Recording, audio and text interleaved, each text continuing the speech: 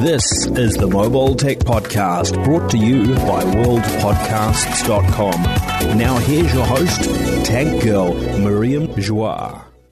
Brought to you by Audible. Stay tuned for a special offer at the end of the show. Hi, and welcome to the Mobile Tech Podcast. I'm your host, Miriam Joie, and today is Thursday, October 21st, 2021. It is Apple and Google Pixel and MacBook Week. I've got my good old friend, Richard Lawler here. Hi, Richard. How are you? Hey, I'm doing great. Very good to be here with you. Yeah, absolutely. You know, you're at the Verge now, folks, if you don't know.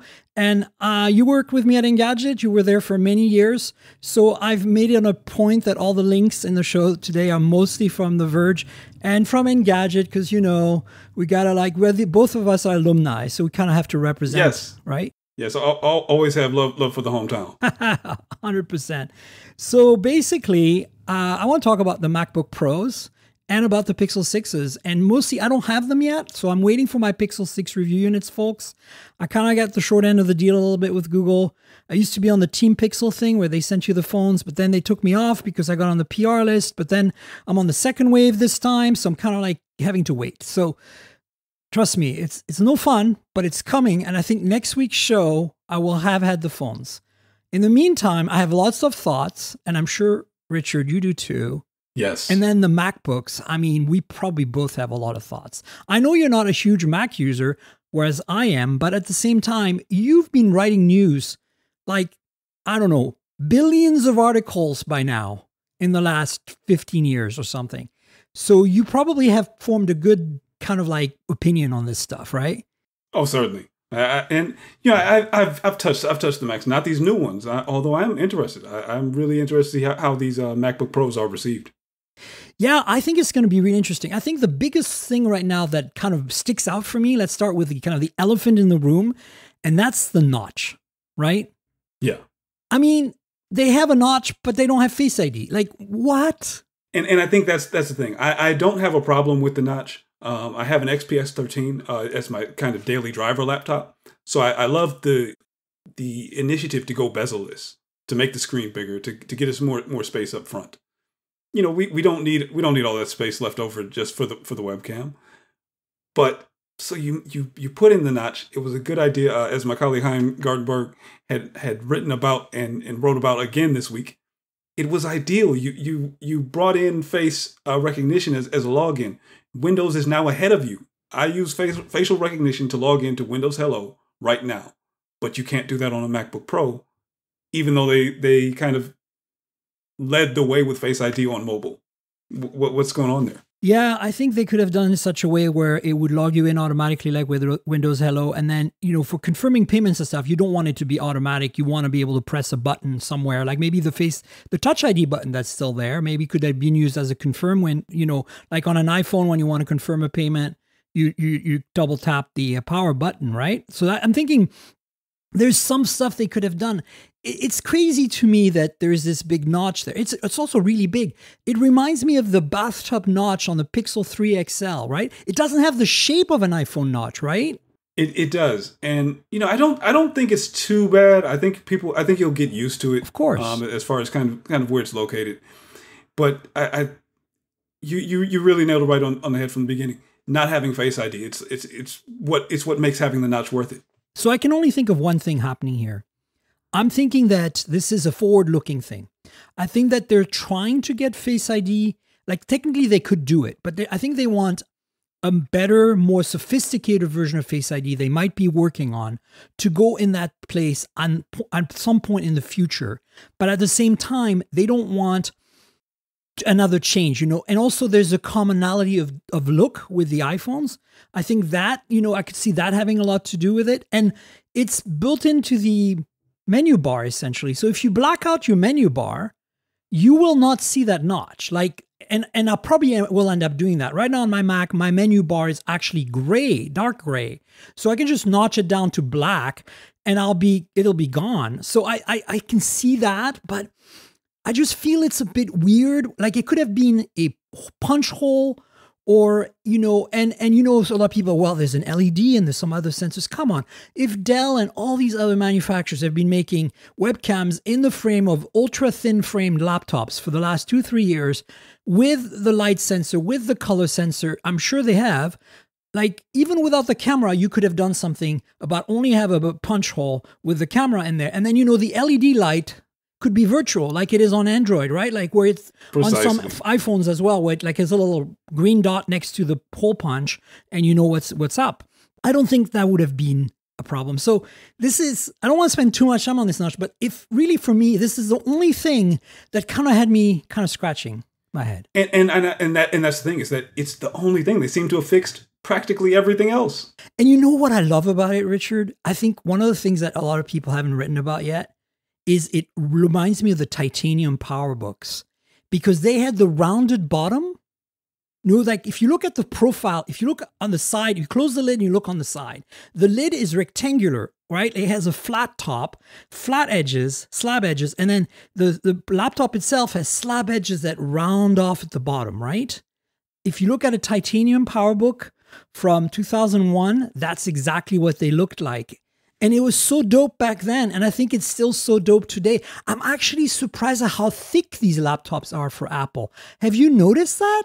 Yeah, they are. The thick laptop is back. Between that and the Surface Book Studio. Yeah, the 2-tier. After we have spent all of these years going thin and light, and that's the only thing that we think about all the time. Suddenly, we're back to thick laptops. And I think everybody loves it, because they're still not going to be that heavy. They're going to be a bit heavier than they were before. But what you get in return, the trade-off, makes it worth it. Yeah, I think the reality is, we have the MacBook Air for that. If you want a thin laptop, that's going to be the non-pro line, right? And also, we're not talking much of an, like, it's not terrible or anything. It's just interesting, because when you see the ports is when you realize, wow, like, the old MacBook Pros, like, they barely, like, the USB Type-C was taking a third of the height of the sides of it, and now it's taking like a quarter of the height or something. And of course, that HDMI, and honestly, I gotta say, I know a lot of people are really happy about it. I don't understand the HDMI. Like, I really do not understand the HDMI. And I think the reason for that is because there are many good dongles that do USB-C, Thunderbolt even, to HDMI. That's a non-issue. How often do you plug your laptop into a TV or projector? Like, if you're a business, I think that would make more sense on a MacBook Air, which is more of a business laptop. Like, I don't understand it. I totally get the SD card, 100% on board, but I am completely scratching my head about HDMI. So, folks, if you're listening right now, tweet at me and Richard and let me know, when the podcast gets published, let me know what your thoughts are on this HDMI. That makes no sense to me. Do you have any thoughts on this, Richard? It's one of those things where I'm not sure if they needed to do it, but I think I can see why they would make that choice, especially once you bring back the card reader. Because now that you've got the card reader back, you have, again, a laptop that people can use without having a dock. Right. Yeah, because Wi-Fi is good enough. You don't need Ethernet anymore. That's definitely for sure. But yeah, if you want to plug something in, a display or something, yeah, I see it. And it was kind of that, I think when you get to it, it's kind of that package deal of the card reader and HDMI. Like, if you've got both, then you're covered. You never need a dock ever, really, unless you need like way more USB ports. You make a good point. It's just weird to me. It's very anachronistic to me. Like, I've actually thought to myself, like, in my mind, HDMI is passé. Like, I know you cover TVs and entertainment mostly, at least you used to at Engadget. And I know HDMI is super relevant still, obviously, in a home theater or at home, in a home setup, for sure. I'm not saying that, but I think for a computer, to me, in my head, it's always been like, we're, display port or USB Type-C, or rather Thunderbolt as an interface. Of course, there's not that many monitors with these technologies, so I guess that's why they have HDMI. Yeah, I think that makes it fit in. It's not necessarily the ideal approach. Like you said, you having an HDMI port on a laptop, I think, is one of those things that you kind of spread across all the laptops. Even for people who have dual monitor setups and stuff like that. Yeah. You're not going to be using it that much. No. In all time. And in the times when you need it, a hub does you just fine on a laptop like that. We've all gotten used to that on the thin laptops that are already out.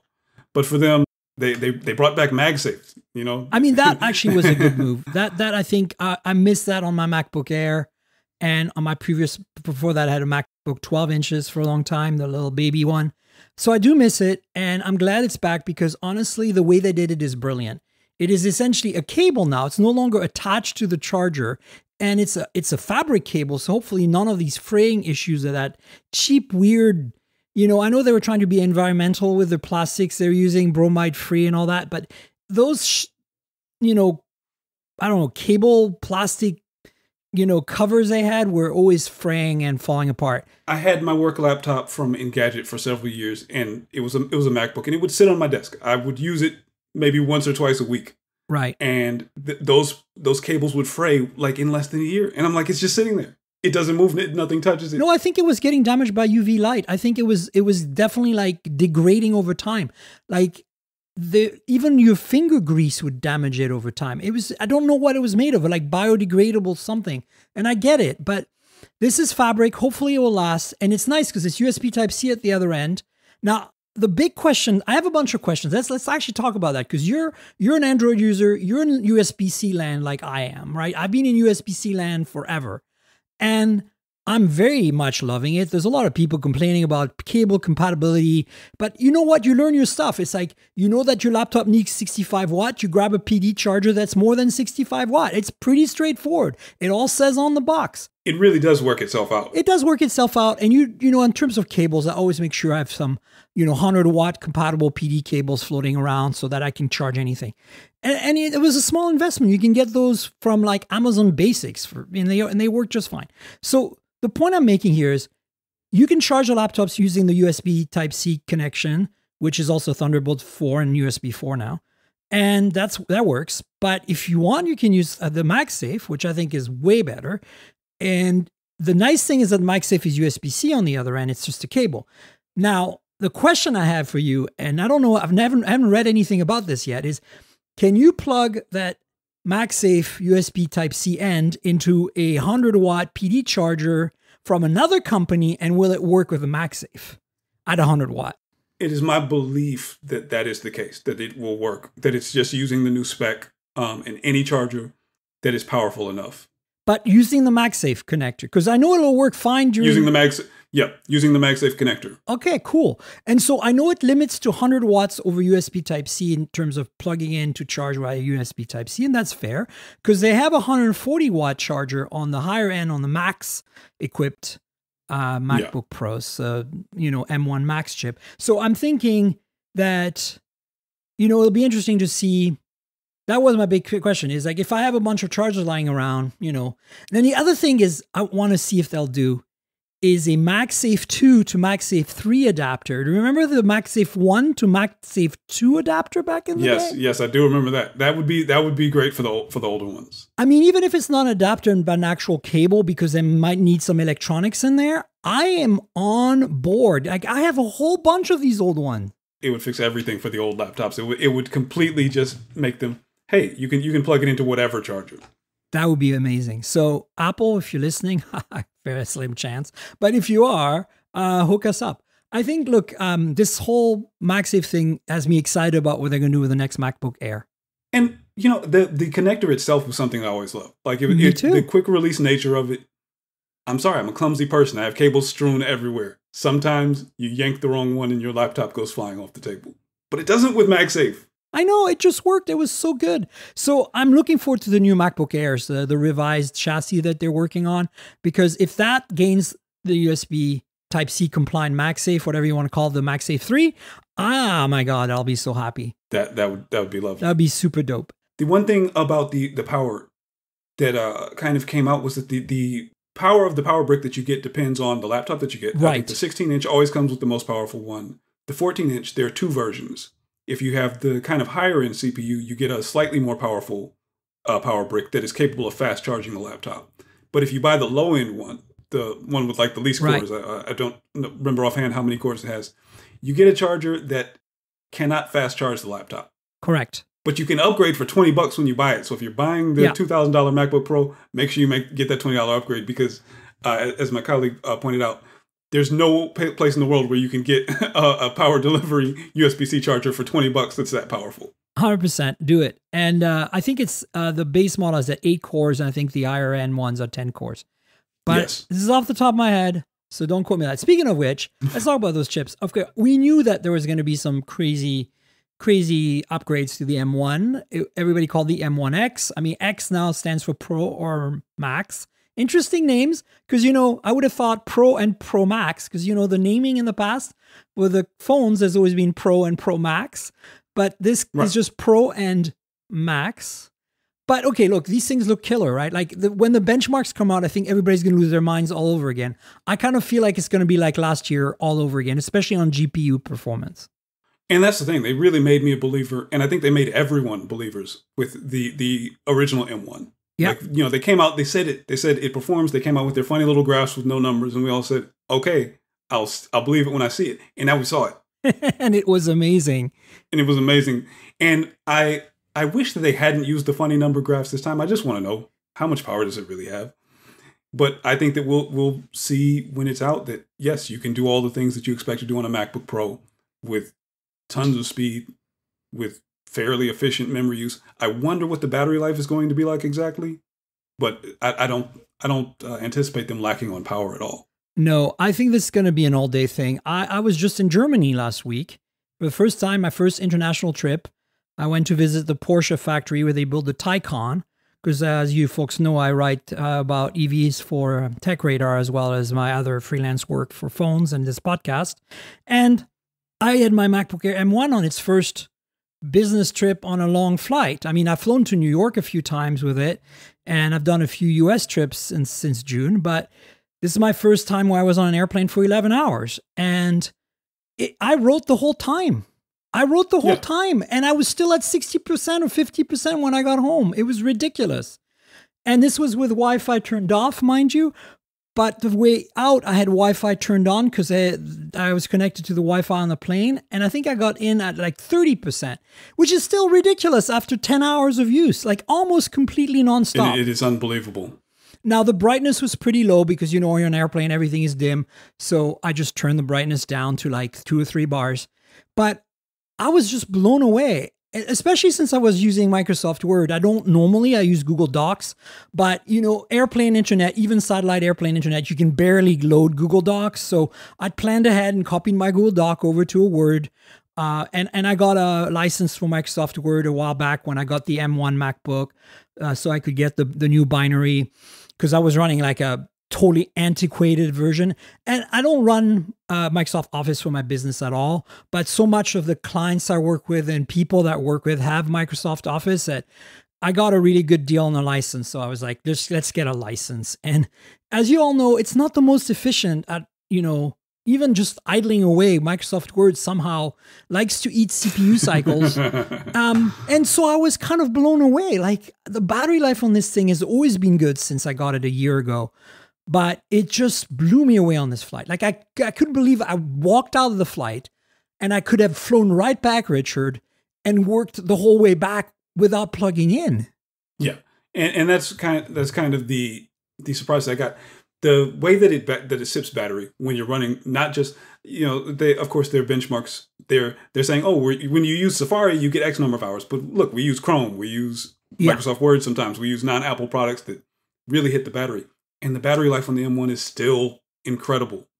And that's really why I'm so interested to see it on these more powerful chips, to see if it can do that, to see if it can maintain. They've got tons of memory. You're not going to worry about it. But I was surprised when I used a MacBook Air with 8 gigs of RAM, and it still runs fine. Yeah, so that's what I have. I only updated the storage on mine because I've had a 512 gig SSD on my Mac since for 5 years now. So I can't downgrade. Like, you expand to take up the storage you have, right? Yes. Now, to be fair, I think I'm less than half full on my Mac, because it's my portable. It's not the machine I use every day. My iMac I'm using right now to record this podcast is my big daily beast, which, by the way, my M1 runs leaps and circles around. It's unbelievable how slow my Core i5 iMac it's a 27-inch from like 3 years ago with an SSD and everything, just feels dog slow with 16 gigs. It's not the same.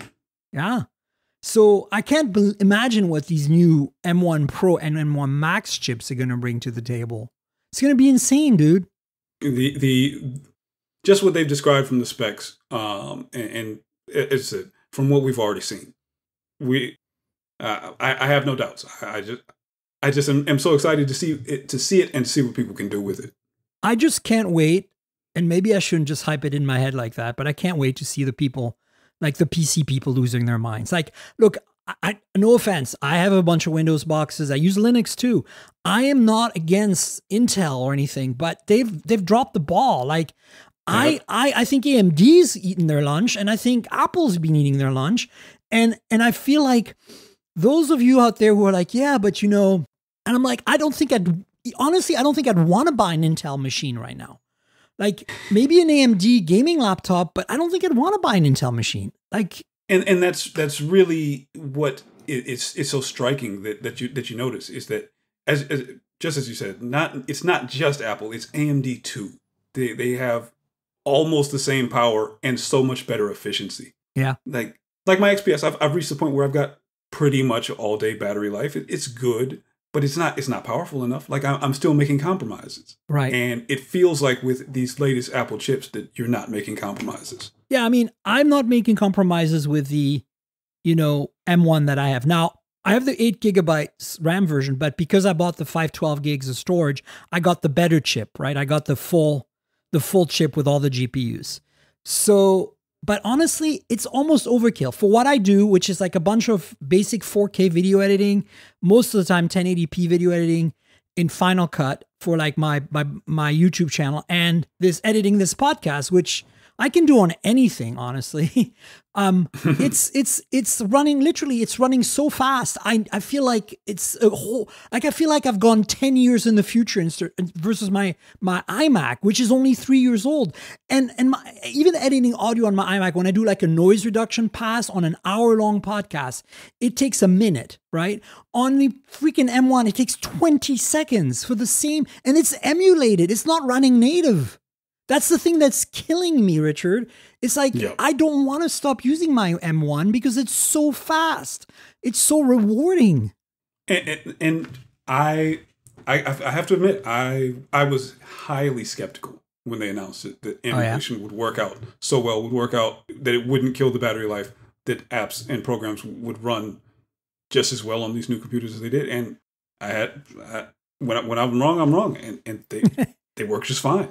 I mean, I was skeptical so far that I didn't want to hype myself and feel let down. In a way, I'm kind of doing that right now. But I'm not buying a MacBook Pro at this point. I don't need a MacBook Pro. I would love it. Trust me. The vortex is trying to suck me in real hard, but I can't justify it. I'd much rather save my money and update to a brand new MacBook Air when it comes out with a new design, because that'll make more sense for my needs. And the biggest thing I want to spend money on, if they can swing it, I want a replacement iMac, a big screen iMac from Apple. If they can come out with an M1 Pro iMac with a 30-inch display, yeah, I don't know. That's what I really need right now. So I just can't justify spending $2,000. So I'm not going to own it. But when I see the benchmarks, it'll be interesting because I really want to see how it pans out. I really want to see how surprised the x86 crowd is.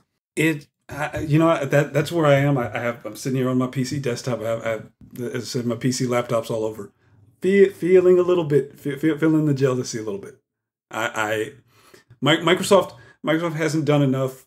Intel has their own failings, and I feel like Microsoft hasn't done enough on ARM or whatever they have to do. Yeah. When it comes to support for AMD to really press. And one of the things, like not to make this the Microsoft bagging on Microsoft hour, but one of the things I was just discussing about the new Surface laptops that are coming out is I feel like every single time they release a Surface device, they use their own drivers and they work worse than other manufacturers' drivers. Right. Which seems like the most confusing thing because they make the operating system, they're designing the hardware, and they're writing the driver, and they can't get it right.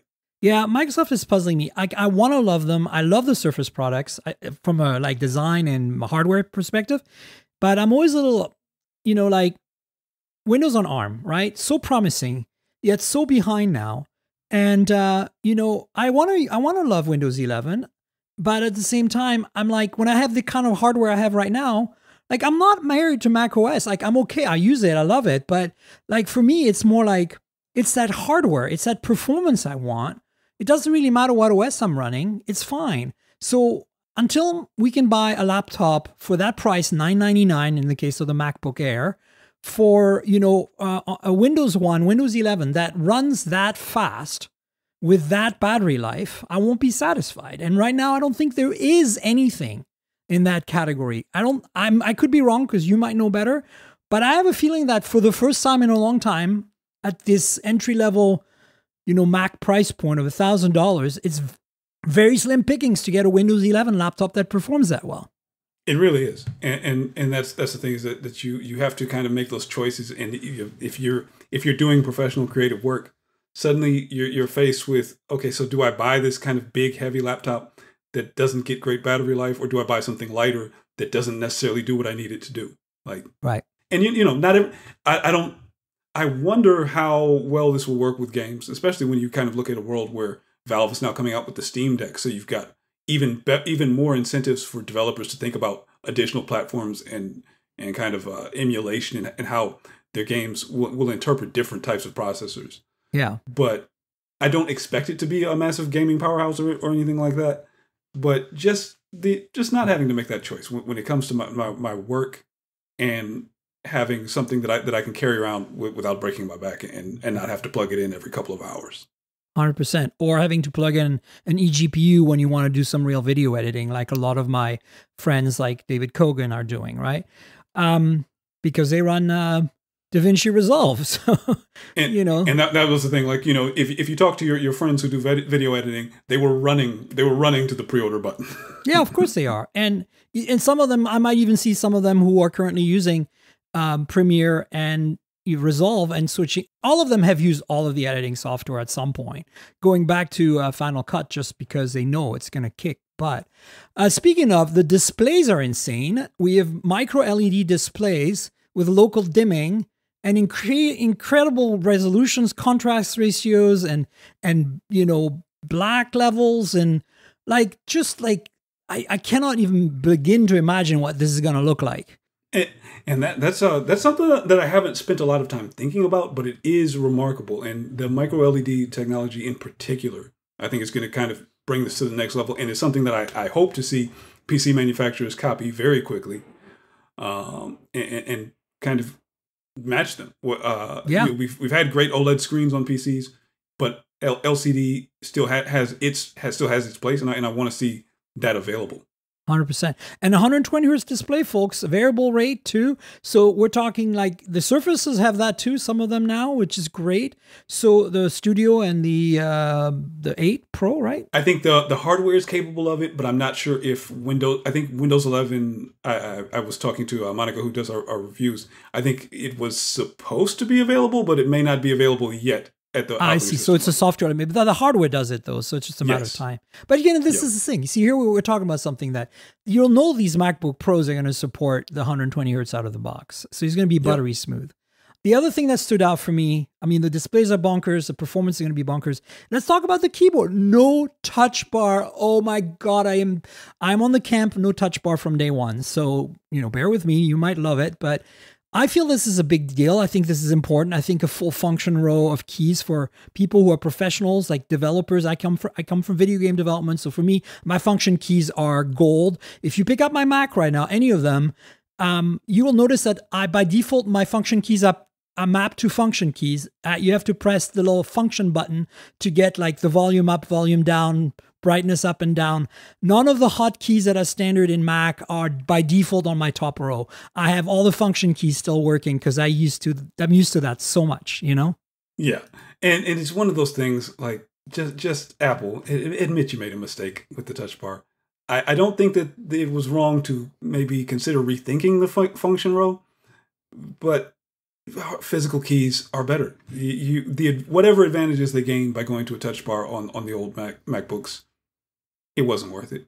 It just wasn't. And like I don't need to dive into, maybe if the software had done more to support it. No, it wasn't worth it. I think, it was an interesting idea, but they should have dropped it when they realized that the software support wasn't there outside of Apple, that a lot of people had mixed bag. I actually personally thought they were going to make it as an option. You know, like you could get the etched screen to be matte for a while on some MacBooks. Like, to me, that would have made more sense, especially for the Pro models. But they never did. And now they're just like, basically, it's funny because in some ways they're antagonizing some of the Pro users who made the effort to get familiar with the touch bar and who might have a workflow with it now by not even making it optional. It's very, very strange, right? It is a curious decision to stick with it for so long. Like, and it was evident from the beginning. Like, this isn't it. So before we jump into the Pixels, verdict on you. What would you give out of 10? Having not touched it, like me, I haven't touched it. Like, what was your gut feeling? What is this worth it for you? The whole line, because I mean, we can't be specific. Not having touched it, I'd give it a 9 out of 10, which is almost as high as I would go for something that I haven't touched. Simply because when you go down the list of things that people wanted, they hit them. Yeah, I agree. And I was going to say 8 just because it's hard for me to imagine even a 9, but you're right. 9, I might go that high. For me, it's just, there's still a few little things like the notch and, it's not perfect. And I'm actively interested in seeing what they fix in the next year's version. Do you get Face ID? Do you tweak this and that? But it's good. It's good. I don't think that if you pick up one of these, you'll be suddenly regretting it. No. But we'll see once the reviews come out.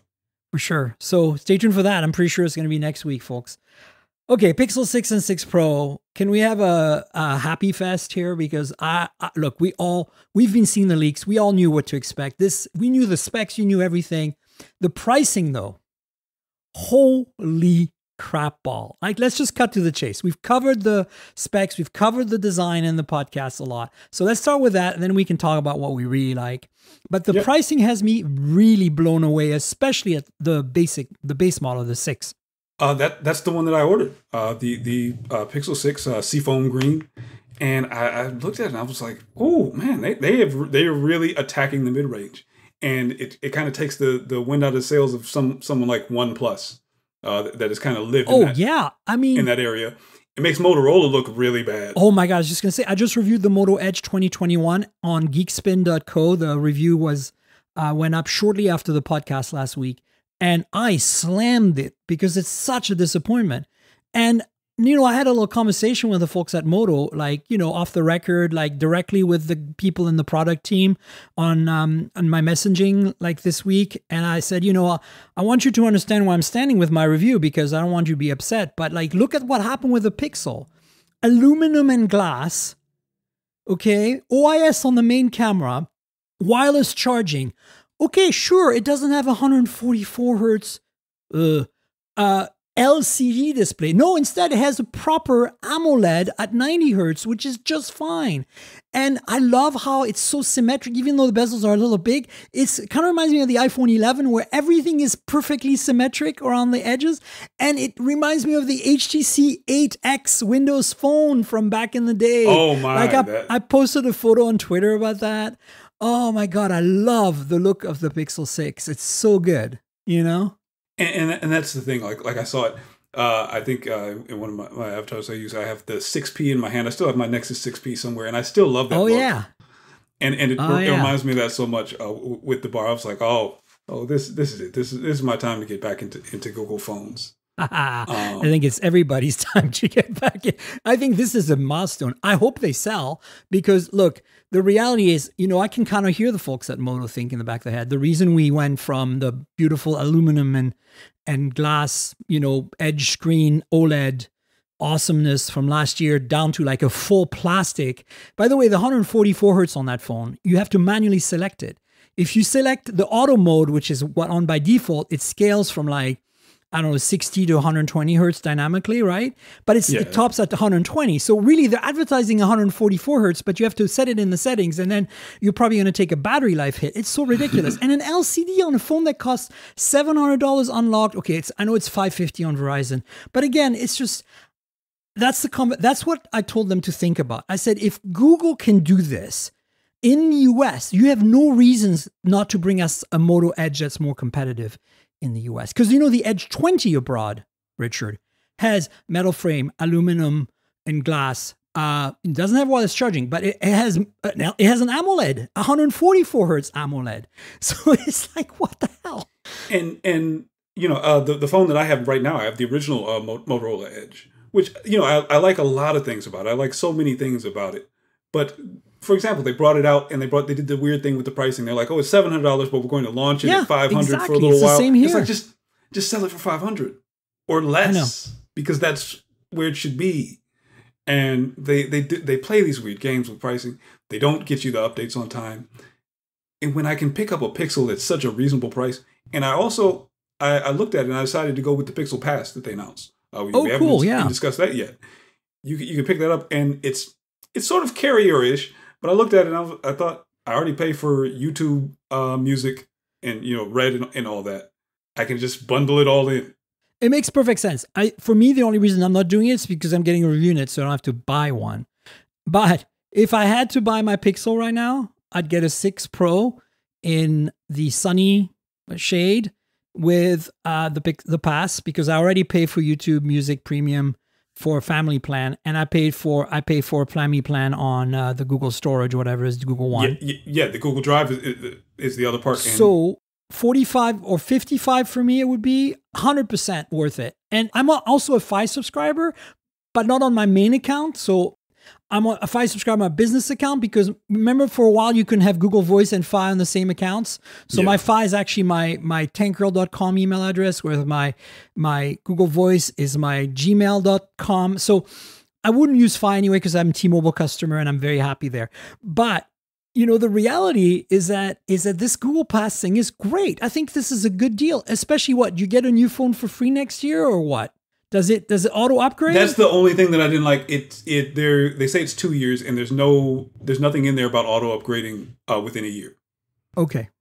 Now it seems like you'll be able to get out of it, but you'll have to pay the kind of the difference. Yeah, the difference on the phone. Okay. The prorated difference on the phone at that point. But I think that was the one thing about it that I looked at and I was like, I mean, do I want to keep it?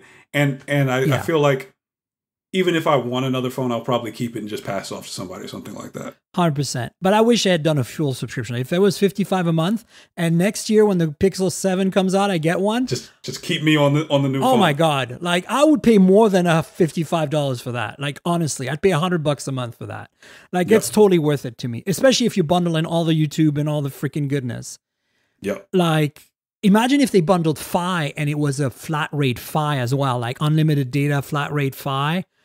Like, listen, Google, if you're hearing us, it would probably raise some antitrust eyebrows. They could do it, but you know what? Look, I'd sign up. Apple does it in a way.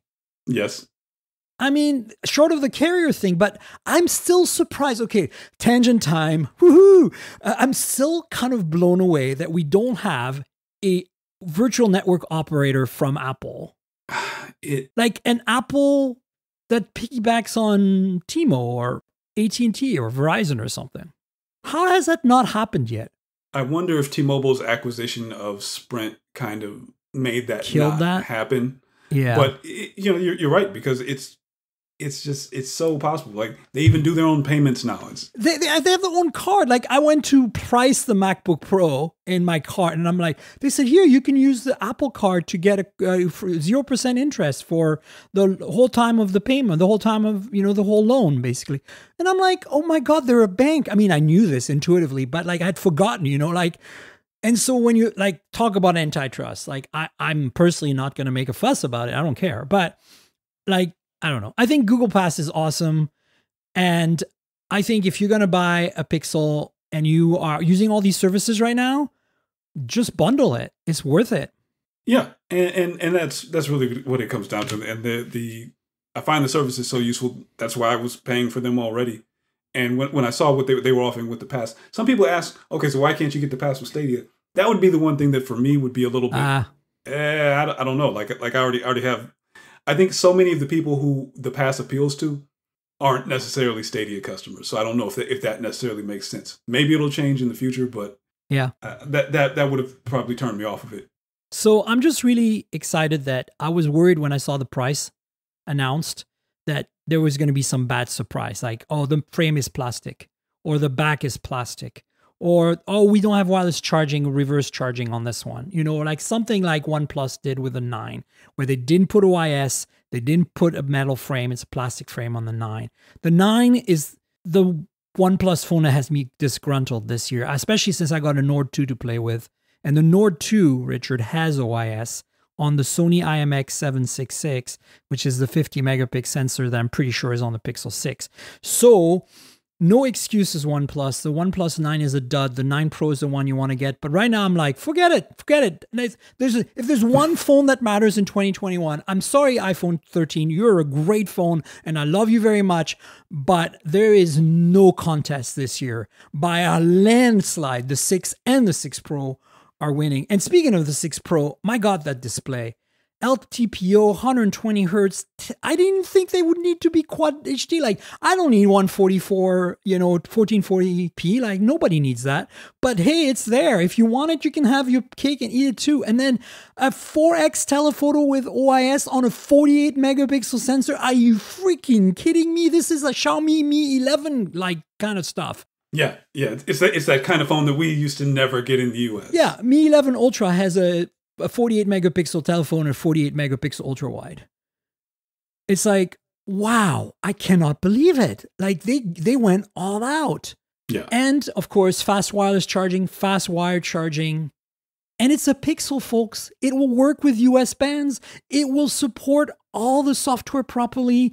It will have, and Material U is gorgeous. And I'm sorry, this is like, yeah, I cannot say that you cannot buy it. If you're, I was not disappointed one bit, and what you got at that it's the 6 Pro and the 6. Like when I looked at it, I looked at the 6 and I was surprised at how many features I had. I said, oh, wait, I'm getting the correct CPU. I'm getting 8 gigs of RAM. I'm getting this incredible camera. I don't have the telephoto lens. For me, it says they can do hyper zoom up to 7 times though, or something, right? I'm going to take some very good photos with the lenses that it has, no doubt. So I think if you end up with the 6, where I'm missing ultra wideband, I'm probably not upgrading to an ultra wideband compatible car this year and next year. And maybe a finder, but I'm happy with my Bluetooth tiles. I'm missing MM-Wave 5G. Sorry, they're not going to roll it out where I live. You're not on Verizon. It doesn't matter. Yep. What else? If I've got just 8 gigs of RAM instead of 12, I think I can live with it. Oh, you'll be fine. And by the way, as an aside, folks, it turns out there's a custom version of the Pixel 6 for Verizon with millimeter wave that costs $100 more. It'll be interesting, Richard, to see if that has the ports and the things in the same place, because when they did the OnePlus 8 last year, the custom Verizon version one, the cases didn't fit. Like it looked the same if you just put them side by side and did a cursory look. But as soon as you measured the position of the volume rocker and the power button, it was lower. So you couldn't use the cases, and there was differences in thickness and stuff. So it'll be interesting to see how they streamline that, because I think OnePlus did a really poor job at streamlining that. They should have planned ahead and just made a single chassis. I'm just thinking about manufacturing efficiencies, especially in this day of supply issue troubles, right?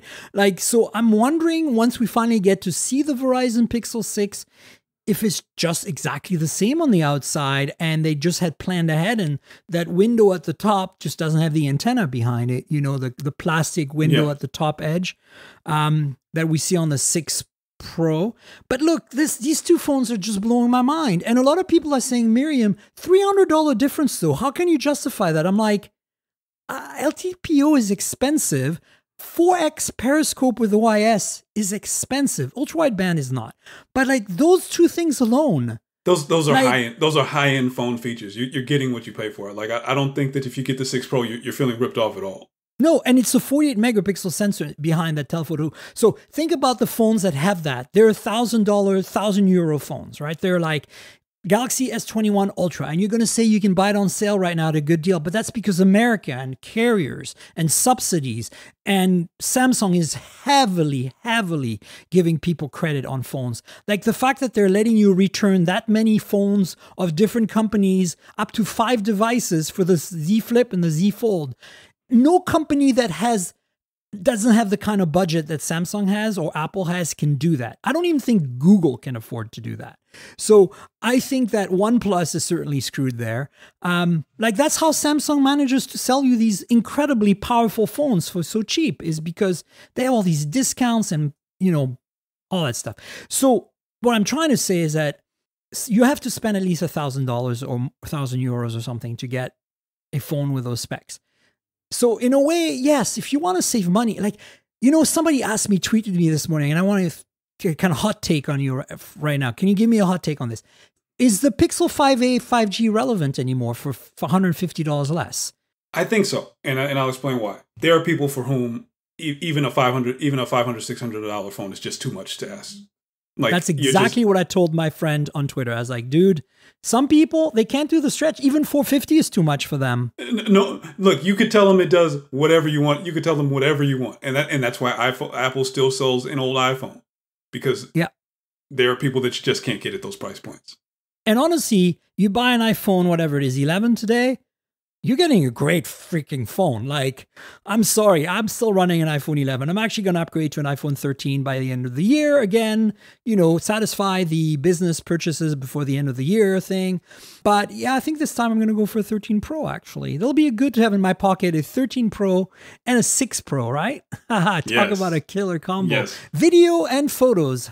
So that's actually the thing that I'm going to be curious about in the reviews next week. Hopefully my phone's arriving soon, and I'll be able to give you my thoughts on the podcast next week, folks. But right now, the thing that's got me kind of puzzled is video going to be a breakthrough or not? Like, we've seen some really cool shit during that presentation, right?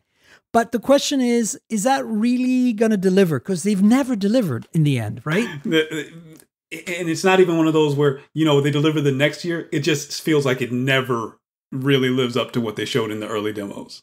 Indeed. And that's the thing that I'm always a little worried about with them, because I'm like, you guys talk a lot, but Apple's gonna eat your lunch for video no matter what. So I don't know. I'm hopeful, but I'm not gonna run to a Pixel for video. I don't know. It's kind of this weird thing. Like, I'm conditioned now, Richard. I'm just conditioned. I just pull out an iPhone if I want to do video. It's sad, but. Anything else that stands out for you? Of course, the Tensor chip.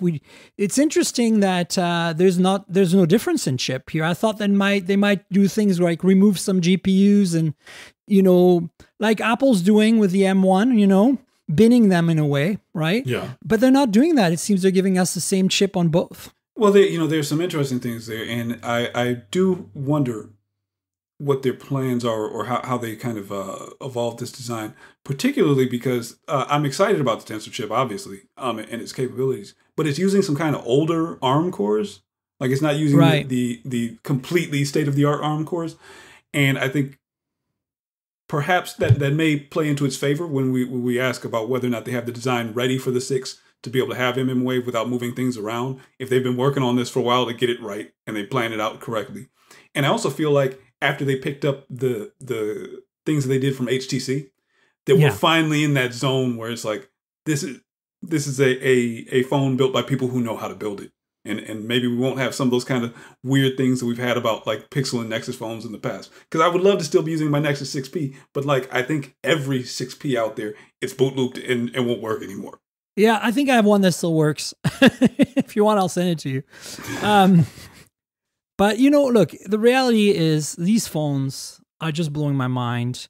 It's funny that they're blowing my mind, yet we knew everything about them. I think it's more like the pricing and the fact that, you know, there was a lot of little details we didn't know about. Like, what are they, to me, it was all like, what are they going to cut out from the 6? And really, when you look at it, there's 2 big ticket items here they cut out, but they're not critical, one, and B, they're really expensive. So, like, they are really getting the price point right. If you think about the pricing on the Pixel 5 last year, and you look at what the Pixel 6 brings to the table, it's so much more capable, and it's less. It starts lower.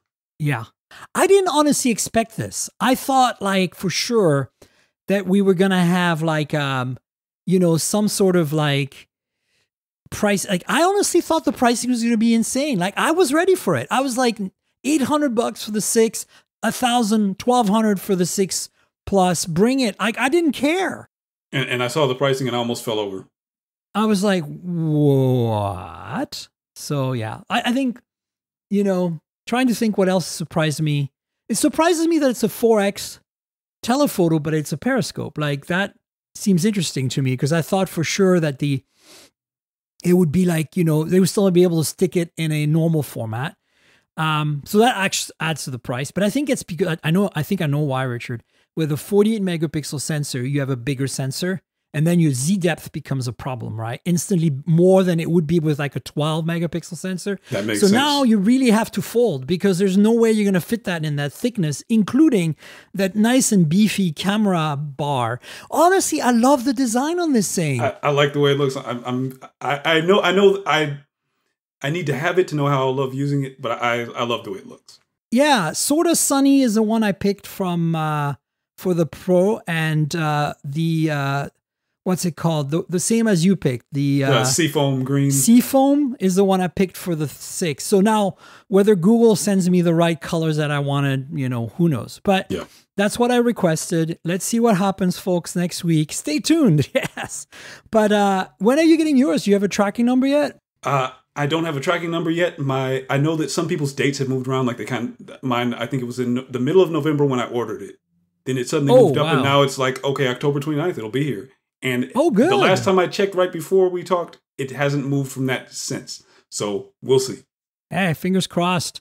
I think this is exciting. You might get it before me, Richard, at this point. So enjoy. Look, I think they nailed it. I think this is everything we wanted Google to always do. And I'm just really hoping, if you're listening, Google, build up on this, iterate on this a few years. Don't come up with some crazy idea next year, which deviates like you did for all the Pixels so far. The only Pixel that kind of had lineage, in my opinion, that really fit like a line were the 2 and the 3. Like there was clearly an evolution. But the 4 broke everything, not because you did anything wrong. The ideas were good, but it broke because we didn't get what we needed, like fingerprint sensing.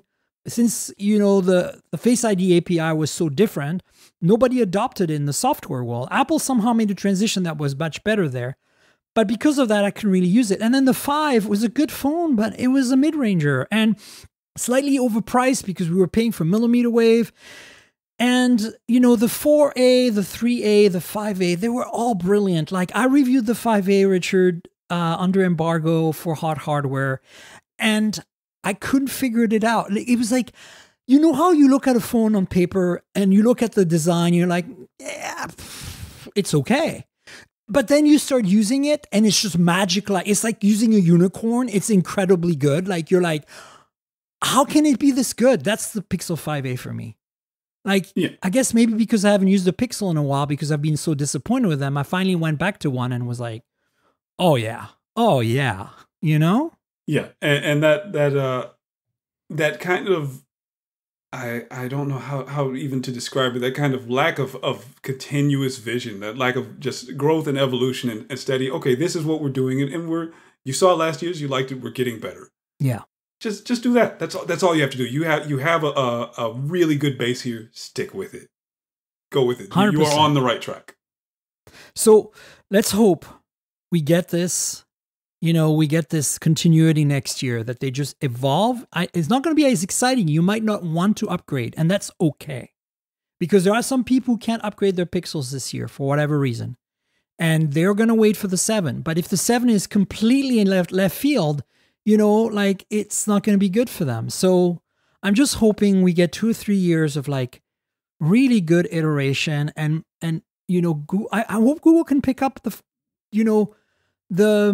flag or whatever, the relay bar from OnePlus, because OnePlus is obviously going mainstream. Basically OnePlus at this point, don't get me wrong, I love their stuff, but I'm using an Oppo Find X3 Pro as my main phone right now. I get a bit of trouble with the bands in some places, but overall it's been absolutely fantastic. It's even better than a 9 Pro, folks. It's such a great phone. It's my favorite phone of 2021 until the Pixel 6 Pro came along. And that's a valid thing. Oppo makes phenomenal phones, but Oppo doesn't exist as a brand in the US, and that's why we have OnePlus. So the fact that they're merging more and more doesn't bother me. I'm actually looking forward to see what the OnePlus 10 brings, because if it's as good as any Oppo phone I've used, especially the high-end flagships, it's going to be fantastic.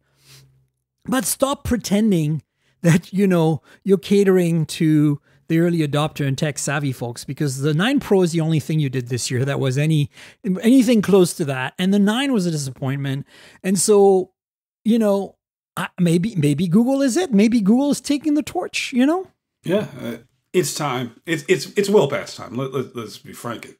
It should have happened a while ago. It seemed like they had the capability to do it a while ago. I think we're finally here. Let's do it. Samsung has their limitations. The other manufacturers, they're just not going to take it to Apple in that way. Google has to do it. 100%.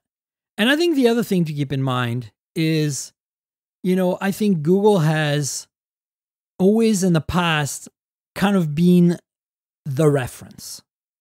And they lost that for a few years, And I feel like this is it. This is like, here is how you make a proper phone. That's it. That's an Android phone the way it should be made. And I love that we can, all of us now, the media, when we get a review from Moto or whatever that is sucky, we can point at this Pixel 6 and go, check this out. This is how you make it right. Like, until now, we really didn't have that. Like, we could point at the OnePlus 9 Pro, but there was really not that much. You could point at the S21 Ultra, but the S21 Ultra is very Samsung in terms of software. It wasn't quite there for me, Yeah. So I'm excited about that. And that's where it's kind of always fallen short. But yeah, we finally have the right mix of hardware and software going. So any final thoughts on the Pixel 6s? Obviously, you went with a 6. I'm going with a 6 Pro. I need a little bit more screen real estate, and I'm a camera whore, so I need the stupid, 4X telephoto. Bah, surprise! I wonder how the extra battery will feel. Like I know it's got some extra battery, but it's also got some extra RAM to feed with that battery. And more display, more resolution, more pixels to push. So it probably balances out, I think. Yeah. I wouldn't be surprised if it does. But, would you, you're an Android user, of course, so you're going to be biased in that sense. But do you think are we in agreement this is probably the most significant phone of 2021? I think so. I think so. Unless somebody surprises us at the last minute with something, I don't think it's going to happen now.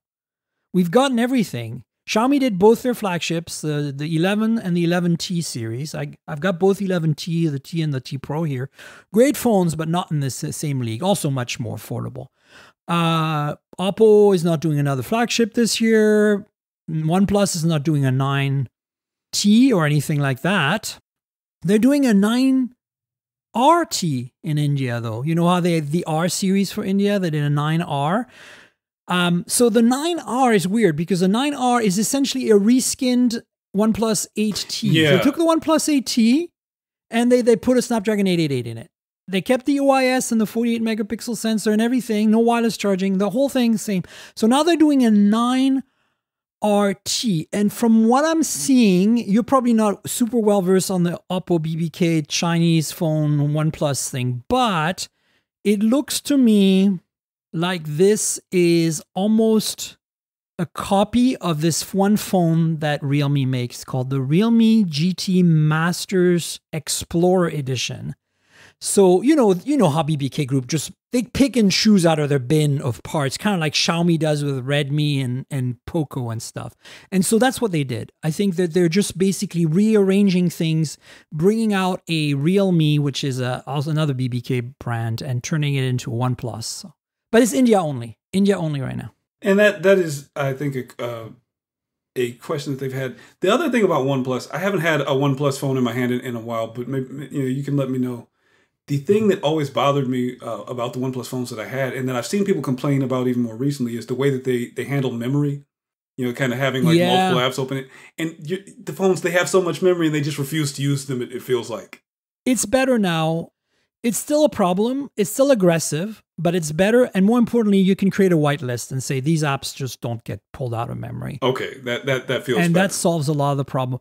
But honestly, it does make a difference in battery. I can't fault them for that. Like it was too aggressive back in the day where literally you'd be listening to a podcast and it would die in the background. No, that's no longer happening. Okay. But what is happening is sometimes it's a little aggressive still, and you have to, like, say you have a wearable that's not a BBK Group product, like say this Samsung Galaxy Watch 4 that I have here, and you want that to run in the background all the time, you might have to whitelist. On my Oppo, I had to whitelist and say, don't kill this. All right. And it's fine. Like battery life impact wasn't a big deal. It's just being a little aggressive sometimes. Couple of or 3 news items that we should really cover quickly. Samsung had an event. Who knew? It felt like they looked up and they thought, "Hey, everybody else is having an event this week. We need to do something. What do we have? What we got?" So it's funny because I did the podcast with John Porter from The Verge last week when I was in Germany, so the time zones lined up nicely. So we did it on Wednesday night European time, and at the time, the only thing that had been announced was Apple and Google, and we didn't even know about the next 2 things, which are Samsung, and Sony has something next week as well. So Samsung just out of nowhere announced that they were having an event yesterday, and they basically launched a bespoke edition of the Z Flip 3, where basically you can pick and choose your colors for the front and back and the frame, right? So you can have you can have a custom built Z Flip 3 with a combination of like 49 choices or something. That's it, right? I mean, What else did they announce? There's some other stuff. Well, I did like that because, and I wish more manufacturers did it. I feel like no one's done it since they had the Moto Maker stuff, and and that always wasn't that good because it felt like I never could get the phone that I wanted in the Moto Maker when I wanted it. But I wanted, like, I loved Nike ID, and I would love that on more phones. Or maybe the one thing that Google could have done better is to have the color options available on all the phones. Like if you want the biggest storage, you can't get all the colors, and like the Pro has fewer colors. And it's just like, why, man? Why? Come on. I think that's also a supply issue thing right now. Like I am actually amazed that Samsung has the ability to offer this Z Flip 3 bespoke edition. You are right. I think the Z Flip 3 is a great phone. I love mine, and I think that color choices are great. So this is a good thing. Did they announce anything else at their event? They had some watch stuff. I don't know what. I think there were like some branded, like it was like partnership branding with something. I can't remember what it was. Yeah, they talked about the Galaxy Watch 4 software update with some different features. Yeah, I got that on my watch actually last night. That's all nice, but it's like we didn't need an event. This could have just been a press release. Yeah, I mean, I think they just did it for, to kind of like get some attention. But like when they announced that, I was suddenly like, oh no, we're going to get a Galaxy S21 Fan Edition next week. No, that's still Schrödinger's phone, as I've been calling it. It's not dead, but it is not alive. But we have no way of knowing. It's in the box somewhere. And then Oppo, speaking of Oppo, they're working on supposedly their own custom silicon, like their own chips for their own phones, for their flagships. I'm not surprised. This has been a rumor for a while now, but this is now a little more solid of a rumor. Look, I think that we're moving to a world where ARM is getting diversified, and this is okay. Like, I think that if you have the money, if you're spending money on building a flagship that's going to cost $1,000, you can probably start getting a bespoke processor made for you by Samsung, because Samsung's and TSMC are basically much the only 2 choices you have. And I think the ARM people are very willing to license your, whatever design you want and mix and match from their licensed designs. And I think that's not a bad thing because it adds a little bit more ability for phone manufacturers to customize their experience. Especially, with machine learning and AI being more and more prevalent in the things we do on our phones, right? So precisely, I'm not surprised. I wouldn't be surprised if Xiaomi has something in the works as well. Obviously, Huawei's had the Kirin chips. Samsung's has gotten years and years of their own chips now, and yeah. So Qualcomm, should they work? I don't think so. I think that in the same way as Microsoft partnered with Qualcomm for the Surface X Pro, by kind of modifying one of their processors slightly for their needs. I think it was just cache and clock speed or something. I think that they could do this. I feel like Qualcomm, like if they wanted to, could build the Tensor chip. Exactly. And that's what I think they should. I think there's where they should be headed. They should be actively saying, hey, we'll make a bespoke chip for you that's not called a Snapdragon. And MediaTek should do the same. I think this is the next evolution of ARM and of the mobile industry is bespoke chips that are based on building blocks from companies that master that stuff, like Samsung with Exynos and others, and I think we're seeing that with Apple. We're seeing that with Google now, although Apple does everything themselves, which is fair. But I think the people who are laughing and pointing at Qualcomm right now, you're losing business. No, they're not. Trust me, they are on top of this. They know exactly what they need to do here. And we're going to see more partnerships. Maybe this Oppo thing will be a Qualcomm bespoke chip. Who knows? That's what they should do. That's what they should do. And I don't think they miss a trick or that they've misunderstood where the market is going and what's going on. I think they will be just fine. There may be a couple more companies, like you said, that they go elsewhere to make their custom chips, but they're going to go ahead and find a place to keep producing the chips that are inside your phone all the time. And I think, honestly, if there's one company that's most likely to get a bespoke chip that's from Qualcomm that's not a Snapdragon, it's Xiaomi. Because Xiaomi has consistently been launching the first on every time a new chip comes out. They were the first with 888 with the Mi 11. They have a custom chip right now that nobody else has from Qualcomm called the Snapdragon 780. The 780 is the same as the 778, but instead of 6 nanometers, it's 5 nanometers. And it's super rare. There's only 2 or 3 phones, I think, in the market that have that. They're all Xiaomi or Redmi or Poco. The one that comes to mind is the Mi 11 Lite. The Mi 11 Lite, the 5G version of that phone, has a Snapdragon 780G, which is a 5G chip that is bespoke for that phone and slightly faster than 778 and better efficiency simply because it's built on 5 nanometers instead of 6 nanometers. I think there might be other differences, but overall, this is as close as you can get to a bespoke chip. Okay? Yeah. And I think it's close enough to that you can really see exactly where the room is for them to go in the market. 100%. And when I pinged them about this, when I talked to Qualcomm about it and talked to Xiaomi about it, I'm like, tell me about this chip. Nobody's talking about it, but that number is weird. Like, we were expecting a 778 and this is 7. Is this better? And they're like, well, it's just a one-off kind of thing. We partnered with them and we did what they needed. And but they were very vague about it. They didn't make it sound like it was just for Xiaomi, but then in everything they said, it sounded like, yeah, this is just for Xiaomi. So now I could be wrong. I have to dig it out. Sometimes I wish that our good friends over at GSM Arena had that incredible database of specs, had a way to sort by processor, because I kind of have the vague feeling in the back of my head that maybe by now that chip is gone in something else that's not Xiaomi. But so don't quote me on that, but I'm pretty confident there's no more than 3 or 4 phones out there with that chip right now. So, and speaking of events, apparently Sony felt that they were being left out of the party and they weren't able to squeeze themselves in on this week, but they're having an Xperia event on the 26th of October. So that has me really puzzled, because specifically Xperia, meaning phone, camera, and they just launched not too long ago the Xperia 1 Mark III and the Xperia 5 Mark III and Xperia 10 Mark III. The 10 is a mid-ranger, the 5 is a smaller version of the 1, and the 1 is, being reviewed on and off by various people since June because it's taken a while with supply issues to come to the US. They're finally, I think, shipping US versions of that phone if you go to B&H and stuff. And from all accounts, it was, again, a really great all-rounding phone from Sony. So what could they possibly... Is this the last phone of 2021 that'll make us go, oh, we didn't expect that? And maybe it's... I doubt it's, based on Sony's track record, it's going to be better than a Pixel 6. But...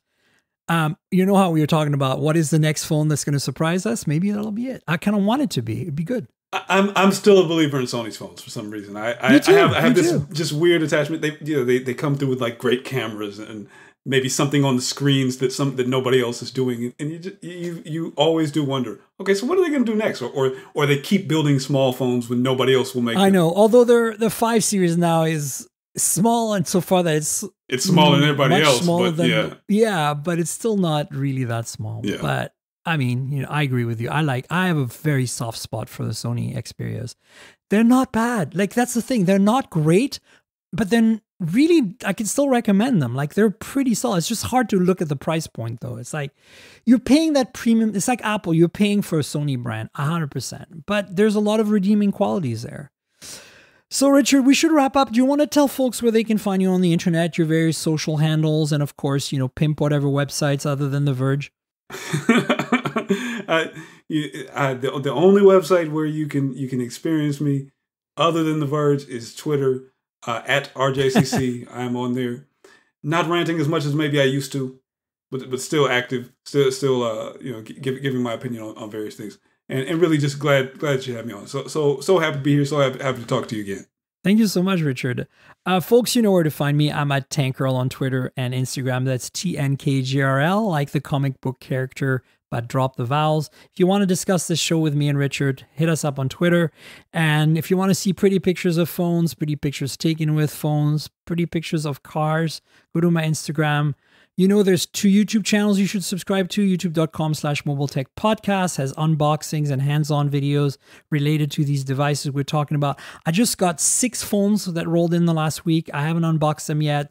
The Honor 50 is a part of that, a bunch of others. So stay tuned. There's some videos coming on YouTube. And then youtube.com/MobileTechMore is a new channel my producer and I have been working on for like all the meta stuff around mobile, like travel tech, car tech, home automation tech, all that stuff. So, subscribe so we can get those 1,000 subscribers and monetize the channel and stuff. There's a few things on there already, so check it out. Subscribe to the channel, like the channels, the videos, and tell your friends, click the notification bell, all that good stuff. You know how to do YouTube, so I don't have to tell you that.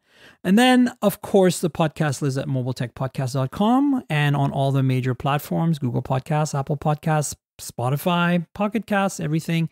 Please subscribe. And if you followed Richard here for the first time, especially subscribe. It'd be great. If your app lets you rate or review the show, please do. It helps with discoverability. And then I wanted to say thanks to my patrons. I have a Patreon. If you want to watch this podcast a couple of days in advance, like today's Thursday. By tonight, I'll have a video version of the podcast, unedited. So just, not polished, but just the beginning to end on video that you can watch and enjoy if you join Patreon. So patreon.com/Tankgirl. That's patreon.com/TNKGRL. I have a bunch of tiers there, one for the video. There's a Discord channel you can join, so you can chat with me if you want, and a bunch of good stuff. So patreon.com/TNKGRL. And I want to thank Roger F. for being our new patron this week. Thanks, Roger, for joining the party. And yeah, folks, if you can help out, I'd appreciate it. Also, if you don't like Patreon, I get it. There is a donate button in the show notes. Click on it. It'll take you to a PayPal link and you can make a donation. I'd love that. It'd be great. And of course, I want to thank our sponsor, Audible. They're awesome. Audible has been with us forever and we love them because, if you help them, you help us. So basically, there's a 30-day free trial and you can keep a book at the end if you stay or go or whatever. audibletrial.com/mobiletech is the URL. That's audibletrial.com/mobiletech. If you like reading like I do, I love books, but I never have time to read them. So I just listen to them on planes, on road trips, when I'm driving, whatever. And that's a great experience. And that's basically what Audible delivers. So check it out. I think it's great. audibletrial.com/mobiletech. A lot of the books are read by the authors, which I really like. They have some long form, some short form stuff, and an incredible selection. So want to help the podcast, want to get something good out of it, try Audible at audibletrial.com/mobiletech. And I want to thank them again for being our longtime sponsor. And Richard, thanks again for being my guest. So great to have you on. Great to be here. Invite me back anytime. I will be here. Awesome. That's good to know. I'll do that. We'll have you on the show again at some point. And then, folks, there'll be a podcast next week. Definitely stay tuned because we're going to be getting our hands on that Pixel 6 and 6 Pro and letting you know all about it. Until then, cheers, everybody.